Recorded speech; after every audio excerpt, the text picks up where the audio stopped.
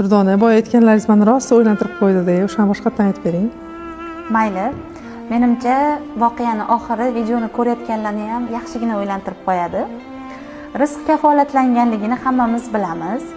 Bir inson ko'chada qarab tursa, bitta qush yaralangan yerda yotgan ekanda, ikkinchi qush har nechadir soatda og'zida don olib kelib unga berar ekan. Shu holatni uzoq vaqt kuzatibdi va rizq kafolatlanganligiga yanada amin bo'lib, hamma ishini tashlab uyiga borib o'tirib olibdi. Rostdan ham uyda hech narsa ish qilmasa ham, uyda o'tirsa ham, hali u qo'shnisi ovqat olib chiqarkan, hali bu qo'shnisi yo'qlab chiqarkan. Kunlardan bir kun bitta qo'shnisi chiqibdi-da, qo'shni nimaga uyingizdan chiqmasdan o'tirib oldingiz? Kasalmisiz yo sizga biror nima bo'ldimi deb so'rabdi. Shunda qo'shnisi javob bergan ekan, mana shunaqa voqea ko'rdim va rizq kafolatlanganligiga amin bo'lib, endi faqat uyda o'tirishga qaror qildim degan ekan. O'ylantiradigan joyiga endi yetib keldik. Ana o'shanda qo'shnisi javob bergan ekan.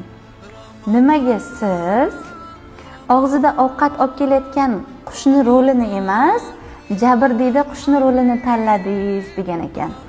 Barchamizga olguvchi qo'lmas, berguvchi qo'l bo'lish nasib qilsin. Ramazon oldi bu voqeani yaqinlaringizga ulashib qo'yinglar. Hammangizga kirib kelayotgan Ramazon muborak bo'lsin.